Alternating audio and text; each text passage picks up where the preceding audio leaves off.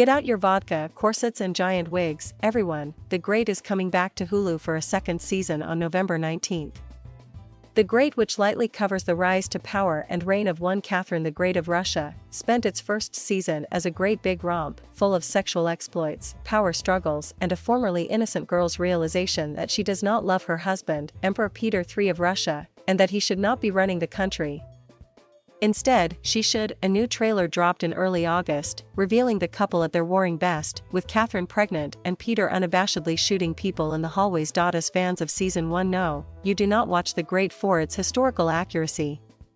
So let's catch up with this alternate, very skewed version of Russian history, to see what we need to be prepared for on November 19th.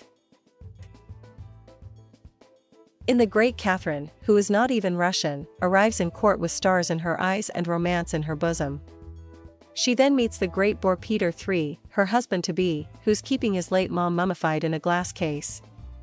After giving his fiancée a bear as a gift, things go downhill from there. Catherine wants to educate women, Peter burns down the school she builds. Peter bans beards for men under 50. Catherine tries to escape in a trunk and fails, then sets about figuring out how to murder her husband so she can ascend to the throne, but she has assistance from unlikely quarters. There's Count Orlo, a pal of Peter's who Catherine tries to convince to kill him. He declines, but joins forces with Catherine. Peter brings Catherine a lover in Leo Vronsky, and she has a friend in her chambermaid, former aristocracy brought low, Mireille. Ivan, Peter's half-brother, could have a claim to the throne with Peter out of the way, but Aunt Elizabeth murders him to ensure Catherine has a clear way to the throne. Neither Catherine nor Peter have succeeded in offing one another, so Catherine decides to stage a coup. She's now expecting a baby, too. Mireille, irritated that Catherine ordered the Archbishop's death, flips and goes to Peter's side, revealing the conspiracy to remove him. Peter, who has imprisoned Leo, says Catherine needs to get her side to stand down or he'll kill her lover. Catherine makes the decision that Leo is a sacrifice she'll have to make to get control of the country.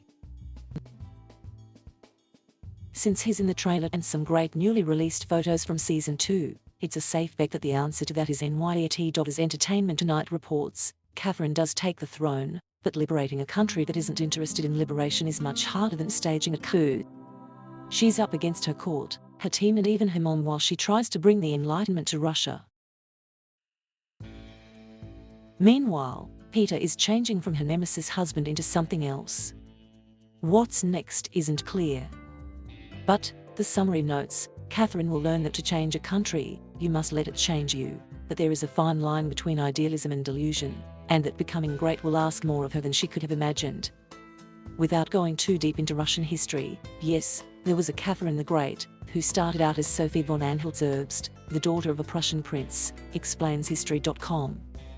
After she converted to Orthodox Christianity, she became a Katerina, or Catherine. The unhappy marriage between Catherine and Peter led to extramarital affairs, and after she gave birth to Paul in 1754, rumor had it that a Russian military officer was the father.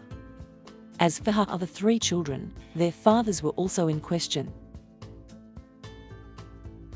Catherine did take over from Peter, but the coup was bloodless. 6 months after he became Tsar in 1762, he abdicated and she took over. Only a few weeks later he died, possibly killed by Alexei Orlov, the brother of Catherine's lover Gregory. Over the years she faced many uprisings, including taking on armed Cossack peasants in 1773. But she ended up ruling until 1796, dying of a stroke. Of course, her enemies started kicking out all kinds of rumors to smear her name, including that she died on the toilet or while having intercourse with a horse.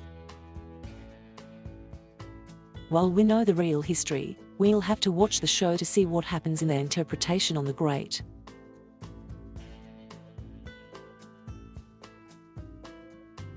Thank you for watching. Please subscribe,